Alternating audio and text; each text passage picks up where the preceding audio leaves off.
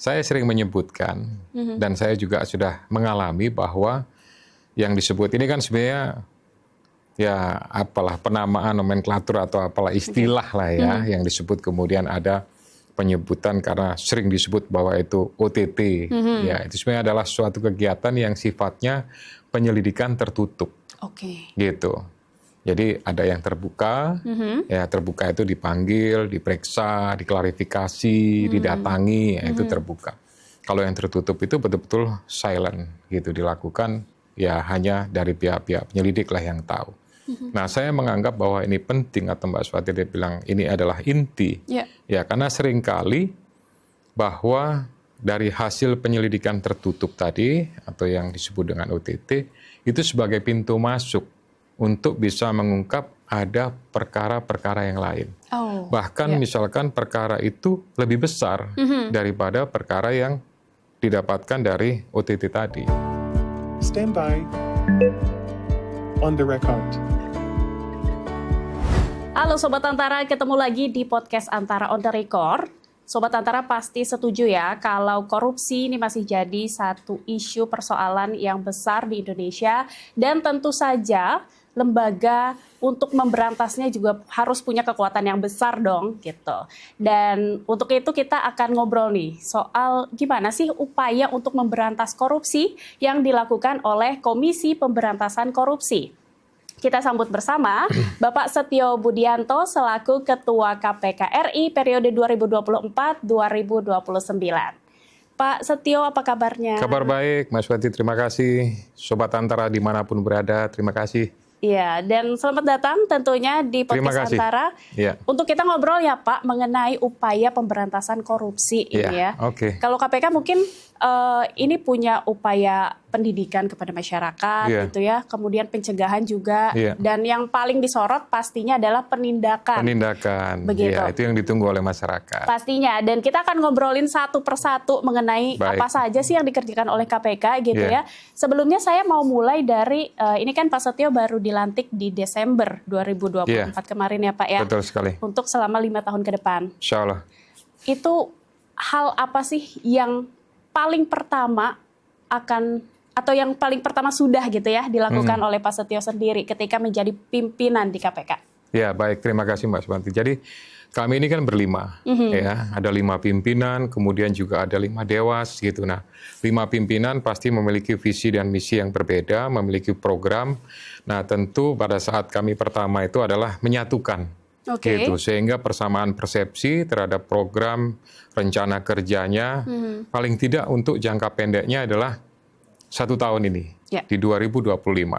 Nah, setelah itu juga kami bahas bagaimana untuk jangka menengahnya sampai dengan nanti 5 tahun pada saat kami mengakhiri masa jabatan tersebut.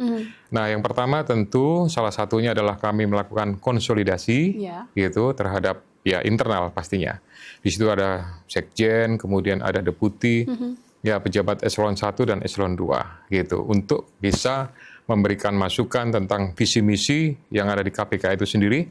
Nah, dari visi misi itu kemudian tentu kami turunkan menjadi sebuah rencana kegiatan atau program kegiatan, dan kami sesuaikan juga dengan apa yang tren sekarang gitu. Jadi kebutuhan-kebutuhan kira-kira apa saja, karena kan pemberantasan korupsi itu sebenarnya bukan hanya di sisi penindakan. Sebagian tadi sudah sampaikan, ya ada pendidikan, kemudian ada juga pencegahan dan penindakan.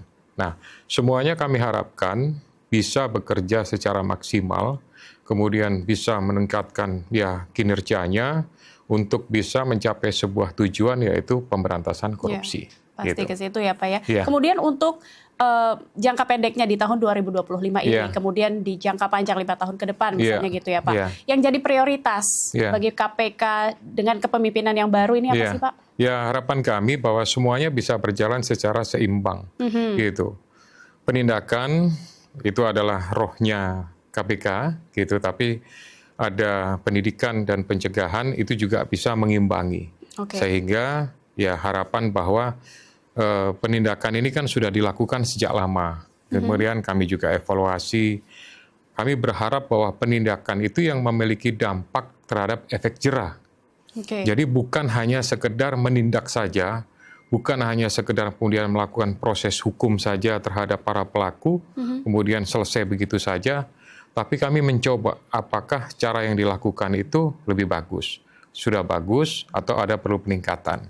Nah, di era pimpinan 2024-2029 ini kami berharap bahwa pastinya adalah kita berangkat dari case building, kasus-kasus yang dibangun ya berdasarkan dari informasi masyarakat, ya bisa juga dari beberapa pihak ya termasuk dari pemerintah sendiri, juga dari misalkan auditor atau pemeriksa, ya ada dari PPATK, ada dari BPK, ada dari BPKP. Nah itu adalah partner kami ya untuk membangun sebuah perkara. Nah kemudian juga kami berusaha kasus-kasus yang sifatnya carry over, tunggakan itu juga ada beberapa, masih banyak bahkan ya. Kami berusaha untuk menyelesaikan. Nah, kemudian yang paling penting di setiap kasus itu ada aset recovery. Ada pengembalian aset yang cukup besar. Karena misalkan, ya ini kita bicara cost benefit-nya ya. Misalkan habis dalam satu penanganan perkara, saya sebut 100 juta lah. Nah, setidaknya pengembalian aset atau recovery-nya ini harus lebih dong, gitu. Sehingga ada kemanfaatan terhadap penanganan perkara.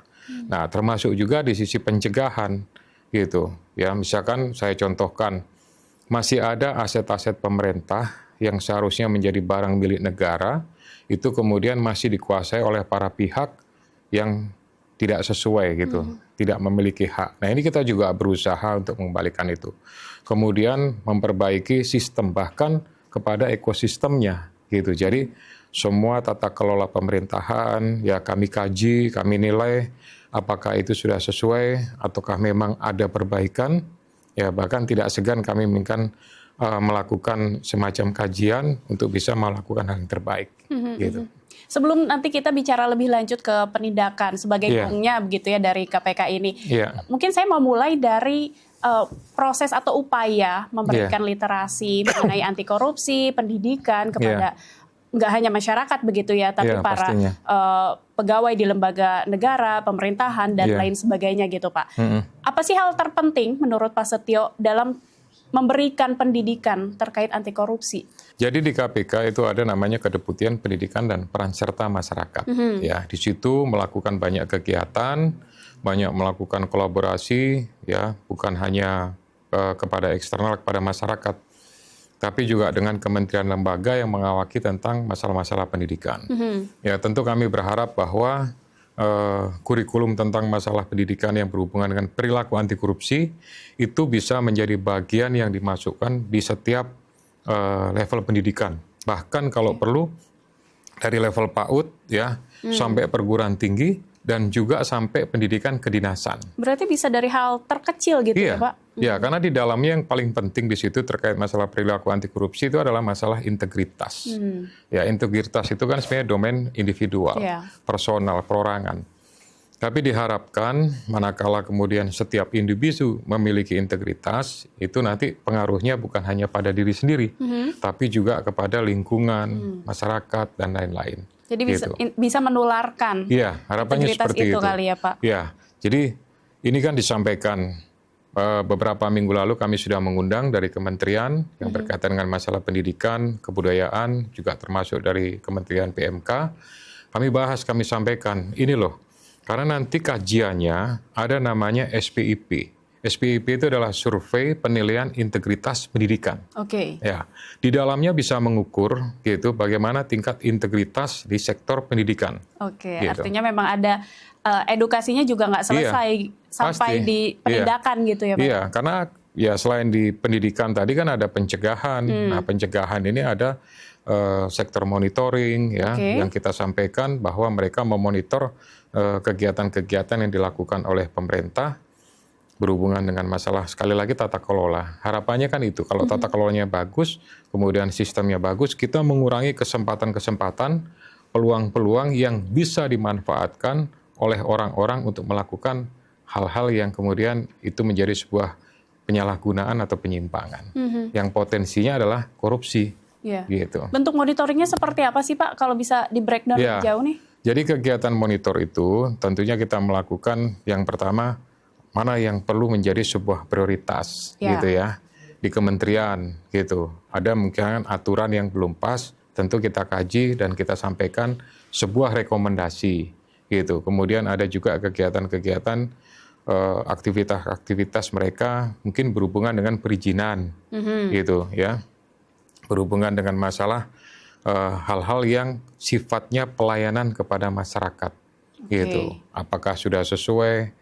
Ya, jangan sampai kemudian seperti yang disampaikan oleh Pak Presiden ya, bahwa di sini lebih banyak mempersulit atau kalau bisa misalkan dihambat, dipersulit, itu yang dilakukan. Padahal kan harusnya namanya pelayanan kepada masyarakat, segala sesuatunya waktunya dipersingkat, ya, kemudian birokrasinya juga harus dipermudah, kemudian tidak ada pungutan liar, gitu. Nah, kalau ada potensi-potensi seperti itu, ya menjadi tanggung jawab dari monitor untuk kemudian melakukan perbaikan. Tapi merekomendasikan, gitu. Kalau misalkan rekomendasi nggak ada atau nggak mau mereka, ya tentu kita lakukan caranya bukan lagi memonitor, tapi mungkin ya lebih kepada aspek penindakan. Oke, kalau dari contoh Bapak tadi kan bagaimana juga pelayanan terhadap masyarakat begitu ya. Artinya masyarakat di sini bisa terlibatkah dalam pencegahan korupsi tadi? Kemudian seperti apa bentuk keterlibatan yang bisa dilakukan sama masyarakat sebetulnya Pak? Ya, sebenarnya undang-undang kan sudah mengatur ya bahwa masyarakat itu diharapkan terlibat. Artinya terlibat dari mulai informasi. Gitu. Pemberitahuan, ya sifatnya informasi, misalkan di sana ada sesuatu yang belum pas. Nah, di tempat kami ada pengaduan layanan masyarakat yang bisa menampung gitu segala informasi dari masyarakat dan kemudian kami kaji, kami kelola, ya istilahnya diverifikasi dan validasi untuk memastikan bahwa pengaduannya seperti ini potensinya bisa ditangani atau cukup di sektor pencegahan atau pendidikan saja. Nah, itu melalui proses, ya tentunya diharapkan bahwa informasinya juga akurat, didukung dengan data, ya termasuk juga betul-betul bahwa sumber informasinya bisa dipertanggungjawabkan. Gitu. Dan dari situ kita bisa masuk ke bagian penindakan mungkin Pak, dengan laporan yang diberikan oleh masyarakat, begitu ya. Terus tadi kan di follow up lagi oleh KPK, bentuknya seperti apa, apakah ada potensi mungkin ya korupsi di situ. Kemudian saat penindakan ini biasanya proses di balik layarnya KPK seperti apa sih Pak? Ya kalau sudah bicara tentang penindakan itu kan sedikit banyak agak apa ya, mungkin ada covernya lah gitu ya, nggak bisa juga kami sampaikan secara transparan karena ada tahapan-tahapan dari mulai proses penerimaan pengaduan dari masyarakat ya, kemudian dikaji, diverifikasi sampai kemudian diserahkan ke level kedeputian penindakan. Di situ juga kemudian dilakukan ada istilahnya penyelidikan terbuka, tertutup dan lain-lain sampai kemudian ya tahapannya banyak sekali memastikan bahwa gitu proses yang dilakukan oleh kedeputian penindakan itu memang secara bukti permulaannya cukup, gitu. Nah, bukti permulaan cukup kan kami harus mengacu kepada undang-undang yang berlaku, baik undang-undang KPK, termasuk juga KUHP dan lain-lain. Nah, dari situ kemudian barulah ada proses-proses yang seringkali rekan-rekan media lihat, ya, ada pemanggilan, pemeriksaan, upaya paksa, ada penggeledahan, ada penyitaan dan lain-lain, seperti itu. Dan kalau misalnya tadi bicara rekan media menyaksikan begitu ya proses yang dilakukan oleh KPK, ini biasanya KPK kalau sedang memanggil begitu satu tersangka dari kasus korupsi, ini kan ramai sekali pasti ya. Para jurnalis ini pasti berkumpul di KPK untuk mencari tahu informasi paling valid dan aktual begitu ya terkait apa yang dilakukan oleh KPK, kemudian proses dan follow up-nya seperti apa gitu ya. Tapi KPK sendiri apakah punya target waktu ya dalam ketika memproses suatu kasus gitu Pak sebetulnya? Ya pastinya kami berharap bahwa semua proses itu makin cepat makin bagus. Ya pasti. Ya harapannya kan seperti itu. Karena kan beban daripada penanganan perkara yang di handling oleh kedeputian penindakan juga sangat luar biasa, sangat banyak ya. Setiap hari ada yang dipanggil, ada yang diperiksa, ada yang kegiatan penggeledahan di beberapa tempat gitu. Sehingga tentu ya kami selalu menargetkan makin cepat makin bagus. Tapi kan kadangkala ada sisi bahwa memerlukan pembuktian karena memerlukan perhitungan kerugian keuangan negara ya salah satunya dari Badan Pemeriksa Keuangan, Ya. dari BPKP, atau mungkin dari auditor lain. Nah itu kadang-kadang butuh waktu. Nah dari situlah kemudian agak sedikit terjeda. Tapi prinsipnya kami selalu menekankan bahwa diusahakan prosesnya itu ada batas waktunya. Oke. Ya kategorinya mana kasus yang ringan, mana kasus yang sedang, kemudian mana yang berat. Ya tentu pola penanganannya dan waktunya agak berbeda. Gitu. Oke. Iya. Dan kalau bicara soal penindakan juga Pak, yang jadi core-nya mungkin kita bisa Iya. bilang adalah operasi tangkap tangan. Oh iya. OTT ini menjadi Iya. salah satu ya dari sekian banyak kinerja yang disoroti nih oleh masyarakat begitu. Kalau ada OTT KPK, bahkan kalau jurnalis Iya. meliput OTT KPK itu sampai tengah malam. malam gitu ya Iya, Pak ya. betul. Karena menunggu informasi yang Iya. teraktual gitu. Mm-mm. Kemudian bicara OTT ini kan sebelumnya juga sempat ada sedikit kontroversi mungkin ya terkait dengan OTT. Iya. Tapi Bapak dalam pelantikan waktu itu di Istana sempat bilang bahwa pasti ini akan diteruskan OTT Iya. oleh KPK gitu ya. Mm-mm. Memangnya seberapa penting dan seberapa inti begitu ya OTT dalam hal upaya penindakan oleh KPK? Jadi saya sering menyebutkan dan saya juga sudah mengalami bahwa yang disebut ini kan sebenarnya ya apalah penamaan nomenklatur atau apalah istilah lah ya yang disebut, kemudian ada penyebutan karena sering disebut bahwa itu OTT. Ya itu sebenarnya adalah suatu kegiatan yang sifatnya penyelidikan tertutup Oke. gitu. Jadi ada yang terbuka, ya terbuka itu dipanggil, diperiksa, diklarifikasi, didatangi, ya, itu terbuka. Kalau yang tertutup itu betul-betul silent gitu dilakukan, ya hanya dari pihak-pihak penyelidik lah yang tahu. Nah saya menganggap bahwa ini penting, atau Mbak Swati dia bilang ini adalah inti, Ya. ya karena seringkali bahwa dari hasil penyelidikan tertutup tadi atau yang disebut dengan OTT itu sebagai pintu masuk untuk bisa mengungkap ada perkara-perkara yang lain. Oh. Bahkan misalkan perkara itu lebih besar daripada perkara yang didapatkan dari OTT tadi. Gitu. Nah, dari situ ya tentu ya segala sesuatunya kita akan lebih mendalami lagi. Informasi yang kecil, oh ini ada sesuatu nih bahan informasi. Ya, kemudian didalami, nah tidak menutup kemungkinan membuka perkara yang menjadi sebuah perkara yang lebih besar. Oke. Gitu. Dan sejauh ini OTT memang berfungsi demikian gitu ya Pak ya? Ya, menurut saya seperti itu. Sangat ya berfungsi ya. Makanya saya sampaikan sejak awal bahwa ya ini menjadi tanggung jawab dari Kedeputian Penindakan untuk terus melakukan kegiatan-kegiatan yang sifatnya penyelidikan secara tertutup. Oke, penyelidikan Iya. secara tertutup. Itu term yang sebetulnya digunakan secara resmi oleh KPK begitu ya Pak ya? Ya, seperti itu. Oke, dan bicara tadi penindakan OTT dilanjutkan dan lain-lain, saya mau juga membahas soal indeks persepsi korupsi atau IPK begitu. Di tahun 2024 angkanya ini adalah satu kabar gembira juga ya bagi masyarakat dan juga tentunya bagi KPK bahwa indeks ini meningkat angkanya menjadi 37 dari sebelumnya 34 ya kalau tidak salah begitu. Betul, naik 3 poin. Pandangan Pak Setio terhadap kenaikan IPK ini seperti apa? Ya, ini ada sebuah peningkatan yang sebenarnya kalau menurut saya ya tidak perlu dirayakan.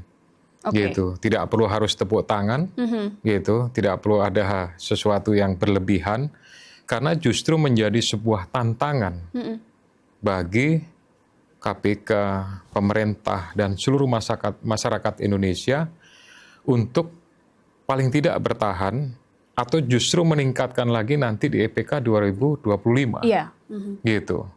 Karena kalau kemudian kita semuanya terjebak seolah-olah bahwa peningkatan 3 poin itu dari 34 ke 37, ini akan menjadi sesuatu yang nanti malah akhirnya ya pastinya kontraproduktif. Ya, setidaknya saya sampaikan, saya membandingkan lah. Ya memang sekali lagi ini tidak bisa disamakan, tapi setidaknya saya sampaikan kepada Sobat Antara, ya di Timur Leste itu ya IPK-nya 44. Jauh lebih tinggi daripada kita, Pak. Iya, lebih bagus. Ya, tapi memang sekali lagi nggak bisa sama dari sisi jumlah penduduk, kemudian dari sisi perekonomian dan lain-lain itu sangat berbeda. Kemudian saya bandingkan lagi dengan Vietnam. Vietnam itu 40, ya. Kemudian Malaysia itu sudah sekitar angkanya di 50-an, gitu. Belum lagi Singapura itu sudah angka 80 sekian, ya. Jadi jauh. Nah, tapi setidaknya itu menjadi sebuah motivasi bagi masyarakat Indonesia dan pemerintah bahwa negara yang dekat dengan kita bisa, gitu. Nah, harusnya kita bisa, gitu. Nah, IPK itu menjadi sebuah tanggung jawab bersama masyarakat Indonesia. Karena indikator yang diukur itu bukan hanya sisi penegakan hukumnya, gitu. Ada beberapa indikator lain, ya, terkait masalah pemerintah, demokrasi, politik, iklim usaha, perekonomian, gitu, dan banyak lagi, gitu. Oh, jadi luas ya Pak aspek? Iya, sangat luas, bukan hanya penegakan hukum, gitu. Meskipun pada akhirnya bahwa, ya, istilahnya yang dituju selalu terkait masalah IPK, pasti KPK. Gitu. Nah, padahal itu semuanya ada keterlibatan, ya, ada peran serta. Jadi pada saat itu mau naik, mau turun, nah semuanya itu semuanya bagian daripada beberapa indikator tadi. Nah, oleh karena itu, ya saya tentu berterima kasih kepada pemerintah, kepada seluruh masyarakat. Artinya bahwa di tahun 2024 itu sudah mulai bagus, ya, dibandingkan 2023. Tanpa keterlibatan pemerintah dan seluruh masyarakat, ya IPK ini tidak akan meningkat, tidak akan naik 3 poin, gitu. Nah, tentu sekali lagi saya juga berharap bahwa yang saya sampaikan, kita nggak perlu ini tepuk tangan, tapi justru kita perbaiki, gitu. Untuk 2025 makin bagus, ya, makin meningkat, gitu. Tentu semuanya, ya, memiliki partisipasi aktif untuk memperbaiki itu supaya, ya, menjadi lebih bagus.